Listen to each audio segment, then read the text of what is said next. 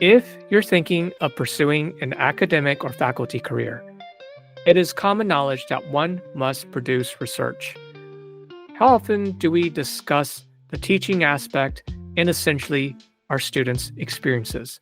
In fact, those who might possibly work and contribute to your research program. And what are some of the common student concerns, particularly among students of color navigating the complexities of academia? What issues might arise, and how do we empower students? Welcome to People of Color in Psychology, the show that explores mental health topics specific to culture, diversity, and communities of color. I am your host, Jack Zen. Today, we have the distinct pleasure of welcoming Dr. Alexis Faison, a clinical assistant professor at Arizona State University, where she also received her master's and PhD in the counseling psychology doctoral program. Dr. Faison's clinical and research interests are related to understanding and dismantling structural barriers that impede access to culturally responsive mental health services. Dr. Faison has worked as a mental health provider in university counseling centers, community mental health agencies, and residential intensive outpatient treatment centers. And throughout her experience, Dr. Faison has noticed the importance of intersectional work. In fact, she co-authored a paper titled No Son Complejos, an intersectional evaluation of Afro-Puerto Rican health in the Journal of Latinx Psychology. In addition to her clinical and research contributions, Dr. Faison has been active leading in her community, in which she served as a director of wellness for the ASU Graduate and Professional Student Association and a student program representative for APA's Society of Counseling Psychology. As a Black psychologist, Dr. Faison will be discussing untold paths, unique journeys, and common Q&A from students of color in the field of mental health. Welcome, Dr. Faison, and thank you for joining us. Yeah, thank you for having me. You know, this topic is really important because it not only does it help students of color, it also helps faculties of color who are trying to pursue a teaching or research career in an academic institution. But before we get into that, can you tell me some of the work that you're currently involved with at either ASU or as part of your professional activities? Yeah, so really excited that this year being a professor teaching classes, especially internship. So I've been most thrilled to be kind of like an internship coordinator and instructor for students that are currently in the field work, in their practicum, in their field placements, and really supporting them on their journeys and their clinical kind of growth. And then serving now as like the advisor for our doctoral student association. In our program has been really rewarding to support doc students throughout their journey, of course, at ASU's counseling psychology program. So that's been something that has been, I guess, one of the highlights for me this academic year, especially entering into my role this year as a first year professor. And then in the community, you know, one of the things I always said, and I even said this when I joined as faculty, is that I wanted to be immersed in the community and wanted to continue to do clinical work. And I've been fortunate enough to join a private practice, Black psychologist-owned practice in the Valley, Wooten and Associates. And I've been working there part-time for some time now, working primarily with BIPOC women, women of color, Black women. And it has been honestly a highlight for me as well, just because it's like what I've always wanted to do, you know, working with the community, working with women, once again, that are, you know, needing support as they go through their day-to-day lives. So happy to kind of be a part and contribute in that way too, both teaching and the professional piece, the practice. Wow. I mean, that's amazing that you're working full-time and doing a part-time private practice. Yeah. Oh, You know, wow. I always say, you know, when you love what you do, right? Because I think about this like when I was a student and, you know, everyone would always ask, like, what's the plans? What do you want to do when you graduate? And honestly, I used to say, I never want my days to be the same. And let me tell you, Jack, they are not the same. Okay. Every day looks different. Okay. And it's beautiful. It's fulfilling. And once again, it's like I'm doing truly what I love. Yeah. Well, it's really great to be able to do this and you're really helping the communities that you feel connected with. And I think that is so important as part of our professional journey in our work. I've read, a lot of journal articles and a lot of the literature in terms of the impact of, I guess, for the marginalized and students of color in terms of Mhm. graduating from doctoral programs, is this lack of support. And of Yeah. course, that's broadly stated. Well, what does that mean, lack of support? Right. And so I think the common questions that you are getting can probably Mhm. get at that.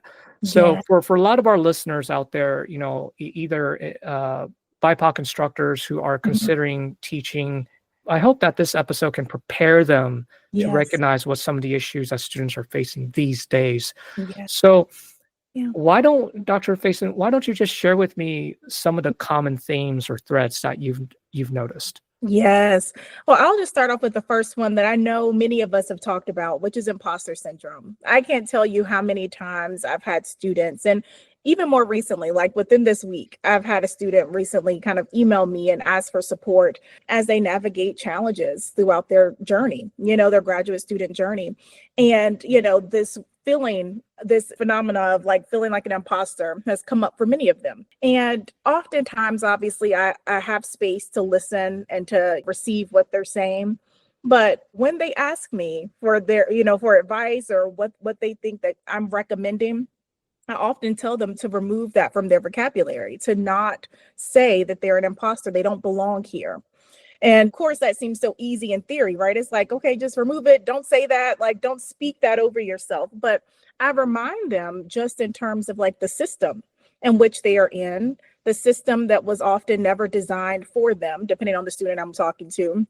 And especially for my BIPOC students that may feel like an imposter, because I know there was a time I felt very similarly, especially early on my PhD journey.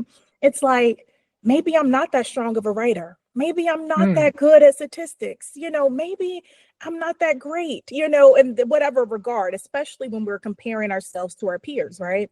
But I just have to remind myself at that time and the students that I work with now that like the system is the problem. It's them making you feel like you don't belong here. It's like you felt very good when you were at home with your family. You felt very good, at a time when you were applying to the program. What has changed now? And I have them sometimes reflect and think like, I felt that way after a white peer of mine said this. I felt this way after I got rejected from an article, a peer review, thing. I got rejected from a conference. That's when I started to feel this way. And once again, having space for that feeling of like, yeah, like I'm not feeling as confident in this season or whatever the case may be. Like we can own that, we can work through that. But this idea that you don't belong and that something's inherently wrong with you, I say we have to remove that, right? And know our worth. And I mm. tell that to any student that I work with, no matter who they are. I'm like, you have to know who you are and know your worth. Because I feel like when you know that, it will make it very difficult for anyone or anything to come into like this, create this barrier for you to make you feel like you're not worthy. You don't belong here. It's like, no, I know who I am. I know I belong. I know my worth. I know what I bring. And I think that can be helpful at times.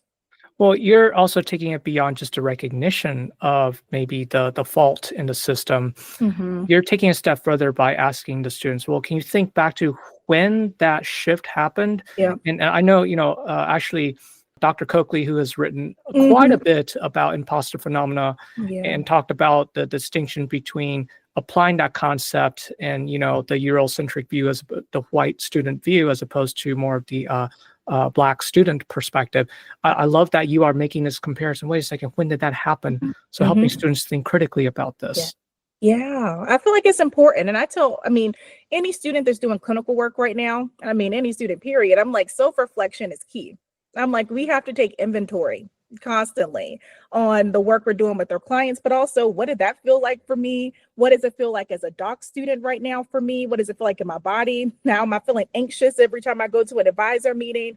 Like what's coming up? I feel like it is so important to be aware of that and to name it so that you have that insight, so that you can work through it, so that you can challenge it, so that you can find ways to obviously take care of yourself as we do this work and as they, obviously matriculate and hopefully push through the program and whatnot. So yeah.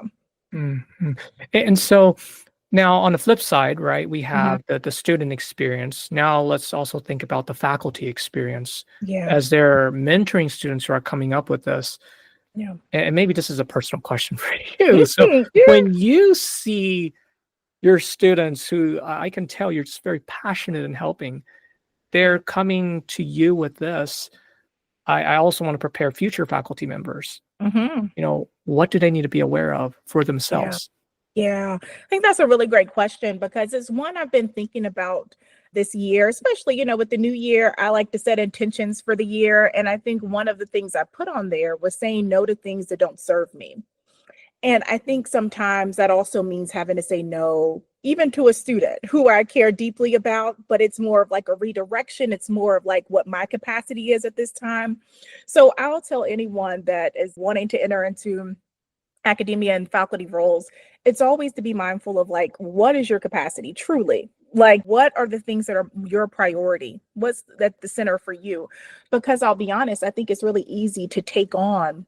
And oh my goodness, this first semester, so last semester, I was kind of like, oh, send it my way. Oh, yeah, committee. I'll be on the committee. Oh, you need someone to chair this. Oh, let me do this. And I think I slowed down kind of midpoint because I was starting to realize like, oh snap, I got to review applications. I have to obviously grade my students' work. I'm doing student meetings. After a while, I said, okay, I need to slow down because I'm also like trying to have a family. I'm also trying to be well for me. I'm trying to work on my physical health. I'm going to the gym. I'm like, I have to take care of me too. So I had to really reevaluate what was most important for me because you're constantly being asked to do things. And I think it really is knowing for you what's important. Like, do you really care about mentoring students' research? Like right now, we have honor students and like undergrad who are doing like their thesis projects and they need advisors. And there's always a call to take a student on. Same with our master students. Someone wants you to mentor them and they want to meet with you regularly and all these things. And it's like, what fuels me? Is that something that I want to take on?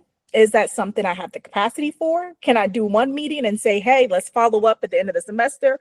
What is kind of my boundary?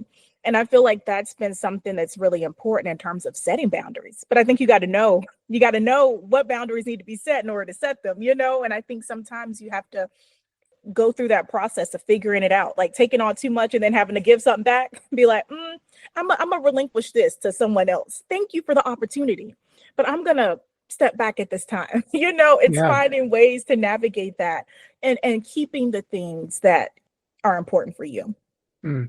It's like giving yourself the permission to acknowledge, "Ooh, I maybe have I Yes. taken on too much, and it's Yes. okay for me to pull back. I don't need to keep playing this role that maybe for whatever reason, Yep.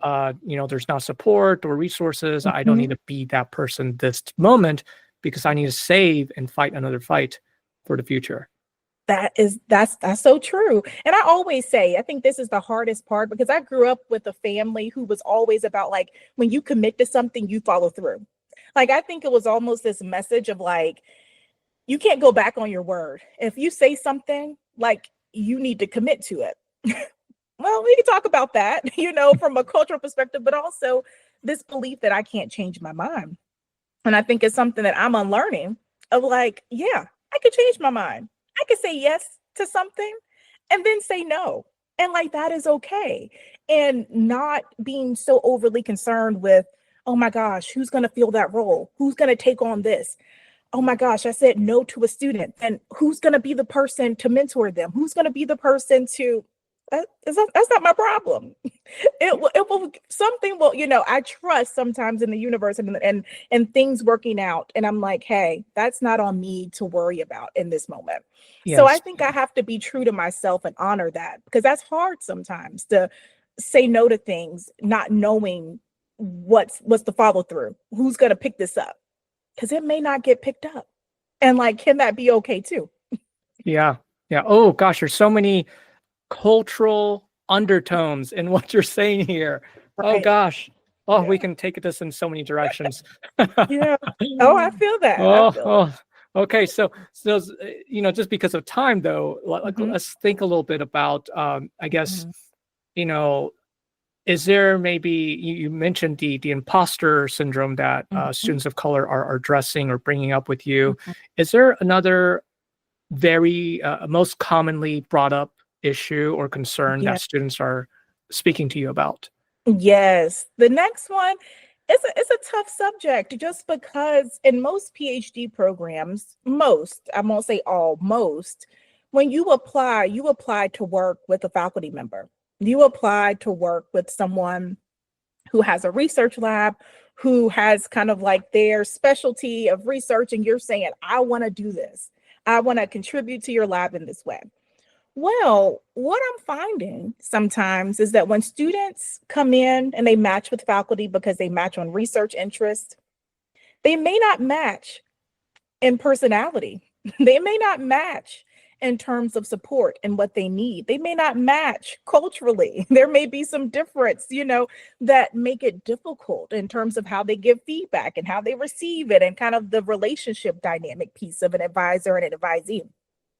So I'll tell you one thing that has come up time and time again. And I mean, this is me throughout my PhD program. This is me now as faculty working with students, and not even students in my program, but students in other programs too, because I'm also working with an organization called Cohort Sisters. And sometimes students are from different universities, but it's advisor and advisee match. And sometimes the mismatch piece, and that being really difficult and really hard because our field is small.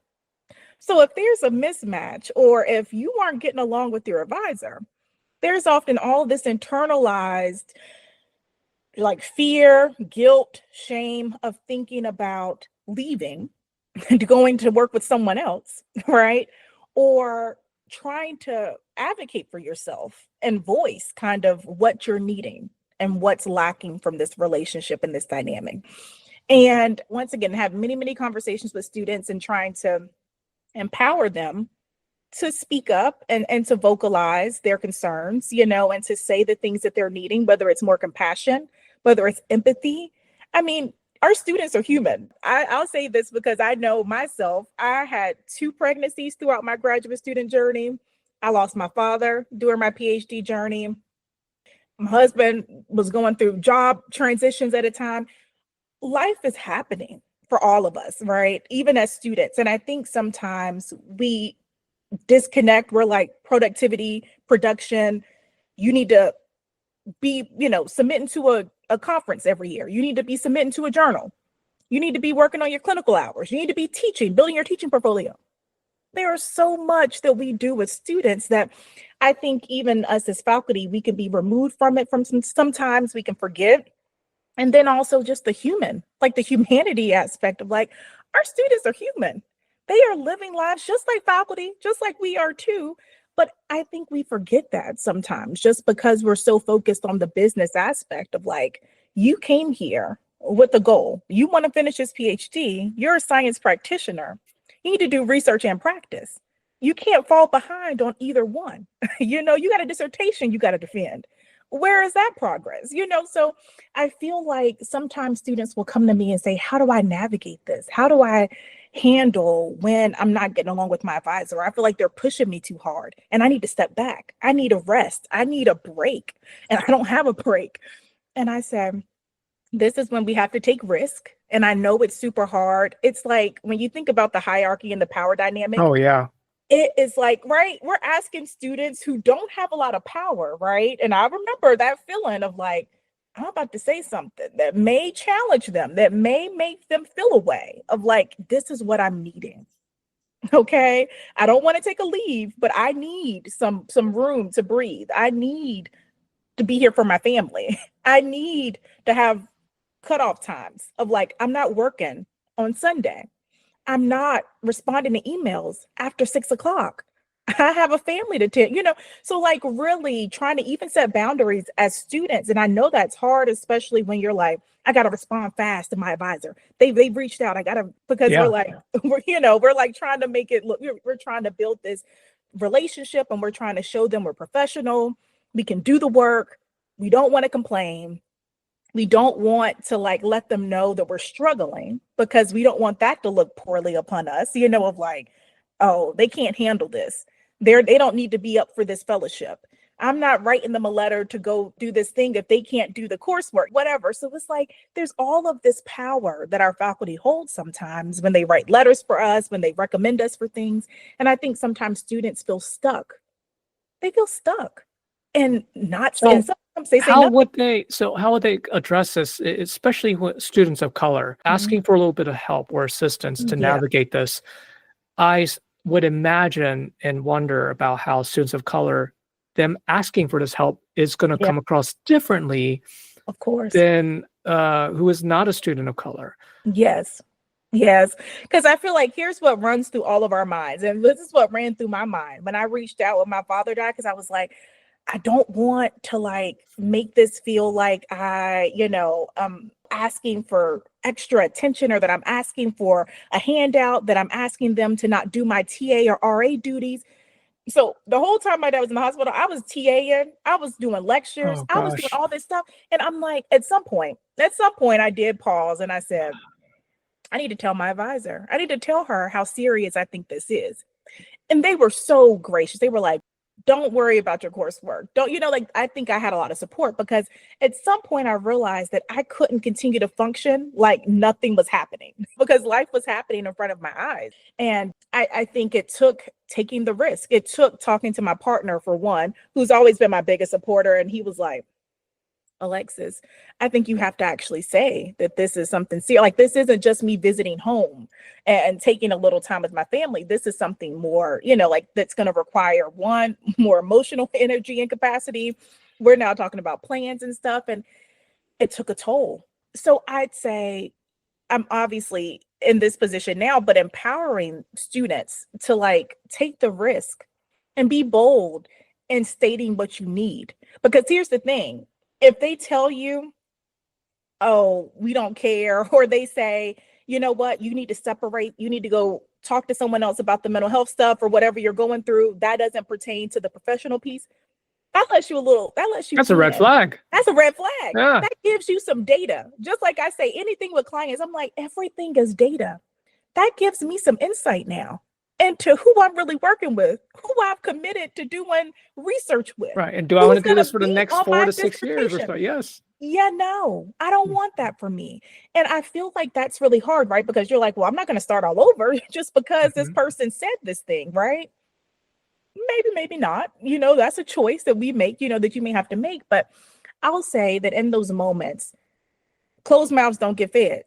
If you don't say Yes. nothing, you're I've not heard going to that get before. nothing. You know what I mean? I'm Yes. like, you have to be willing to risk it a little bit, to say, hey, I'm not really liking your feedback style. I feel like every time I come in here, I feel like I'm being berated. I feel like you never see anything good in me. I feel like every time I bring up an idea for my dissertation, you shut it down and talk about your research. And I feel like you're not really seeing me. I don't see myself reflected in what I'm doing here. And I feel like that's really important to me. If your advisor can't receive that and say, wow, I hear you, I see you, let's figure out a way to kind of mesh these things together, or let's whatever. If they can't do that, I say that that's when we have to make a decision. Do we kind of just suffer through, and kind of suffer in silence and just kind of be like, put our head down, get it done? Because I Yep. mean, That's it's also a mechanism. Yep. that is a mechanism. Hmm. And I think we don't talk about that enough too, of like, how many times have we sometimes had to do that, of like, I'm going to protect my peace, not battle. I'm not going to go into a fight about this because it's not worth it to me in this moment. I'm going to hold my tongue. I'm going to do what I came to do, and I'm going to leave. And I'm never looking back. And I'm not going to likely have a good relationship with this person after this, right? Because they were a means to an end. Or you take another route of trying to really advocate and trying to speak your truth and hope that the person that you chose to work with for 5 to 6 years or longer sees you, respects you as a human enough to receive it and to do something about it and to Hmm. advocate for you. My advisor advocated for me to get additional funding. when I needed it, when we were low on funds. And I was like, I'm gonna have to work another job. I can't focus on this right now. She was like, let me see what we could do. Let's find a grant. Let's find something. I'm like, but that was because I had cultivated a relationship with my advisor where we could have those conversations. I could say, I want to get this dissertation done. I have a baby due in a couple months. Oh, I want to do this proposal. And she's like, let's get this dissertation done. Let's make it a done dissertation.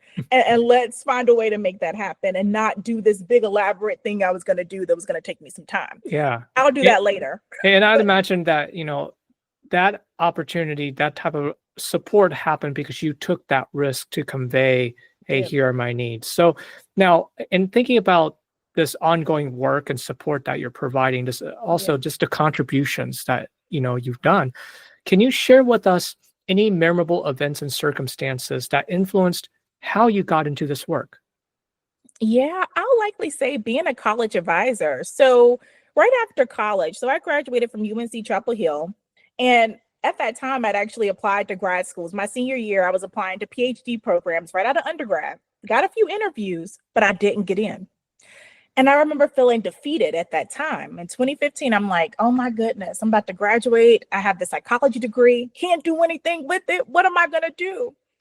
And a friend of mine invited me to some kind of like event that was about the college advising corps, working with the AmeriCorps. It was a 2-year contract working in kind of like low income communities, helping them to, pursue college. Like I was a college advisor. So for 2 years, I worked at a high school in Durham, North Carolina. Hillside High has a special place in my heart because for those 2 years, one, it was a Black high school. And I say that because I say it's historically rich in that regard. So a historically Black high school in Durham, North Carolina, that just felt like community. It was family. I go in the counseling office and I'd be talking to the admin and the school counselors. And we really built a nice community to where we were helping our students that were taking the ACT, the SAT. But I say all this to say, during that time, I used to meet with students individually. I call in my office to talk about college and their next steps. And many students would tell me sometimes, college ain't for me. I'm already working a full-time job. I work after high school. Like when I leave school, I go to the grocery store and I work at the gas station. And I think for me, this is one of those eye-opening moments because I'd say I grew up not having experienced that myself. Like I never had to work. I was a babysitter in the local community, but like I never had to do work in school. So these students were telling me they were paying bills. I Oh, had an wow. emancipated student. I had a student that was living on their own, that had been living on their own since 16. I had, so when you meet with students and they're telling you this, there's a part of you that's just like, wow, let's pause on the college stuff and let's just talk about life. Let's talk about what you're going through. Students experiencing homelessness, students experiencing so much grief and loss in their community. So I say all this to say at that time, I felt like I was doing more counseling than I was college advising. Ah, I And see the connection. you see the Uh-huh. connection? So that Yeah. is kind of where I feel like my passion, because I'll be honest, even though I was already applying to PhD programs in 2015, I was applying to like social psychology programs. I was applying to programs that weren't so clinical in nature, more research track, if that Mm-hmm. makes sense. So being in this particular role as a college advisor, it opened my heart and my mind to really thinking about clinical work and like, hmm, I care about my community.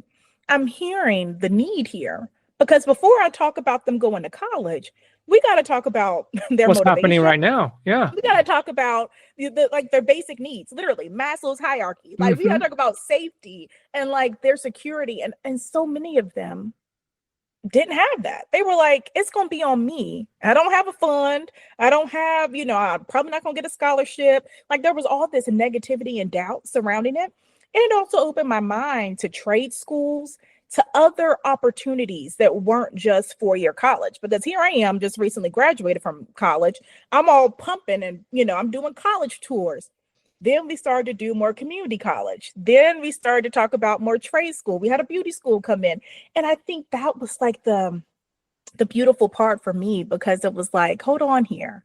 Like we're missing something. One, two, there are other options and other ways, than just this one path. Yes. And it And sounds like, in addition to you directly helping the students from these experiences, they also taught you, yeah, because, many of us who have pursued PhD, I would speak for myself, for the most part, thought, oh, education's a thing, but they're not yeah, realizing how some of that sort of generated this internalized classism as yeah, well. That, oh, this is the pathway, when in reality, I begin to doubt that.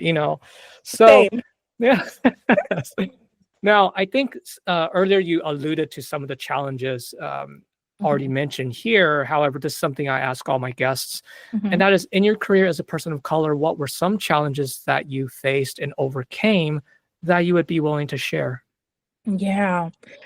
Oh, I feel like so many, I mean, from obviously like grief and loss, like to losing a parent throughout my journey and like grieving that and still at times, um, parenting, like no one really talks about. I felt like a unicorn throughout my program for many reasons, not only being a Black woman, but also being one that was married and that had kids throughout my master's program and in my PhD program. People, they were kind of like, how you doing this? What you doing? Like, it was almost kind of like this weird thing, and had no really support when it came to that. My advisor had a kid, but obviously she's now faculty, is a little different than the student experience. So many people kind of question and will be like, I don't know how I can barely keep myself alive. How are you keeping children and doing this thing? Why are I'm you nodding. and at this point, I still don't know sometimes how I'm keeping those little suckers alive. I'm like, they're here, they're breathing, they're doing good. But I mean, it takes partnership. So I'll say that too, attest to our marriage. I mean, me being in school for 7 years, we'll be married 8 years this year in July. But for 7.5 years, we've been married. I have been in school for 7 of them. Like this half is all new. Like it's new for him, like me being out of school.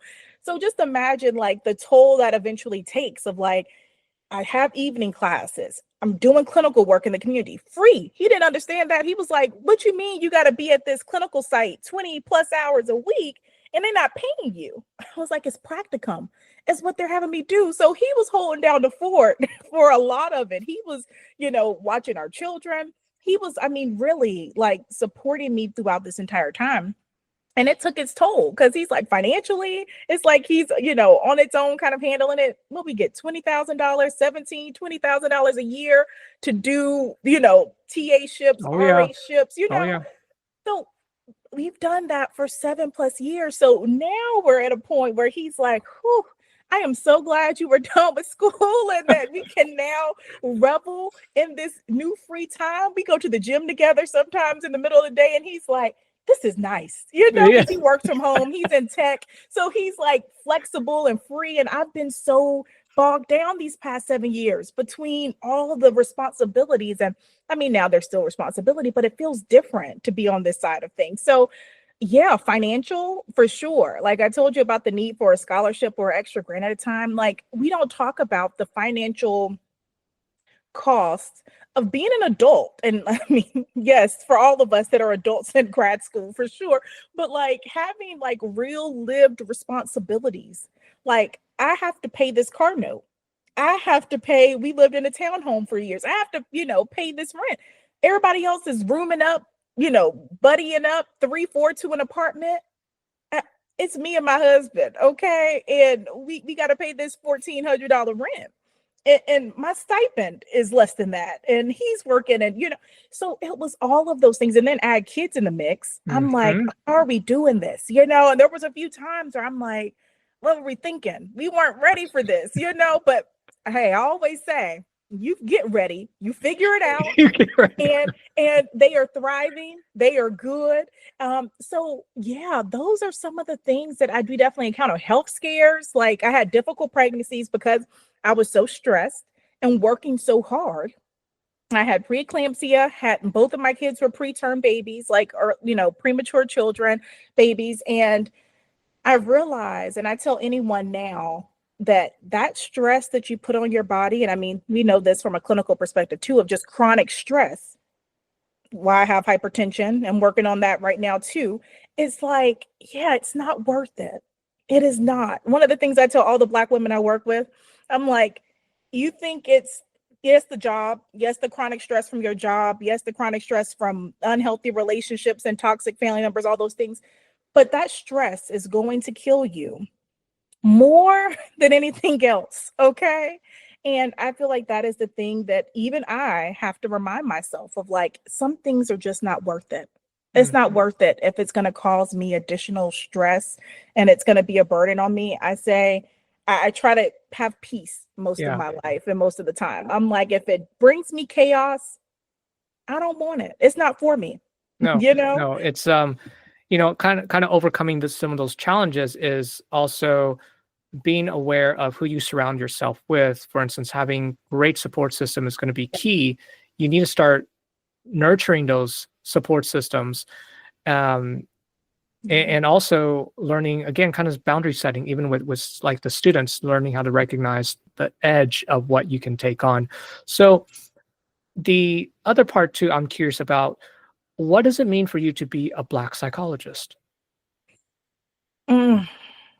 One, it feels really good. I'll just say that, to like feel that and to even hear you say that. I'm like, the journey to get here has been it's been a beautiful one at times, but it's been quite the journey. So to even be in this season to where I am really practicing the things that I once said, like when I go back and think about the things I prayed for, the things I desired in a career, it's like I'm living many of those things in this very moment, in this season of my life, from teaching and mentoring students to doing clinical work and having clients that truly represent. Like I make an effort. And I think even in my Psychology Today profile, I make an effort to talk about working with my community, and that's reflected in my caseload of who I see too. But I think it means empowering my community and showing them that therapy doesn't have to be what they see on TV sometimes or what they assume it to be. I had a client the other day, a Black woman, she said, "It feels so good talking to you. Like, it is so easy talking to you." And I said, "Well, I'm glad to hear it, because I mean, that's what I want to cultivate. Like, that's what I want all of my clients to feel like they have a safe space. They can be who they are. I tell my clients they can come with their bonnet on. They can come as they are. There is no judgment here. Okay. When they have babies, like I had a client that had just had a newborn, and I was like, bring your baby. Like, it's really this community feel. So being a Black psychologist to me, it means actually showing up and doing the work that I've always wanted to do, being here for my people, showing them, like, breaking the stigma, like, letting them know that therapy and healing is needed. Like, it's okay for us to pray and to go to therapy. Like, I love, there's a counselor who has shirts that say like therapy and pray, or pray and therapy. And I'm like, yes, the both can go hand in hand. We bring both into this space. But I think for me, it's also just meaning to be authentic. Mm, It's me showing up as me. It's me being locked in all and showing up as that. It's me talking about the latest show on BET Plus. It's me being able to just bring that into any space. Talk about music, talk about Kendrick Lamar's album, talking about these things that I'm just like are culturally responsible and relevant to who we are in our community. They talk about Michelle Obama not going to the inauguration. They talk about all those things, right? It's just like, girl, you watching? Are you listening? Like, it's that feel that I'm just like, yeah, you I'm in need the to right talk space. about this. Yeah. And we do. We Yeah. do. Like, how are we not going to talk about current 'Cause events? Like, yeah, and you're right. It's like if we don't have Black psychologists out there yeah. that has this type of connection, for instance, with say Michelle Obama not showing up, Yes. where are the clients going to be able to talk about this in a therapeutic way? People may Yes, say, "Oh, just conversation." No, it can be therapeutic to talk about it this. So, can. I guess lastly, uh, Mhm. Dr. Faison, how can we support you? Ah, I just told someone the other day that even at this point, so I'm an early career professional, so I'm always seeking to connect with other Black psychologists, other people that are just down for liberation psychology, that are down for, let's talk about DEI, even though I know we're in this whole anti-DEI movement in our country and even in our universities, but that are open to collaboration. I'm in this season where I am, obviously we talked about the EPPP and like me in that process of trying to get licensed in the state of Arizona.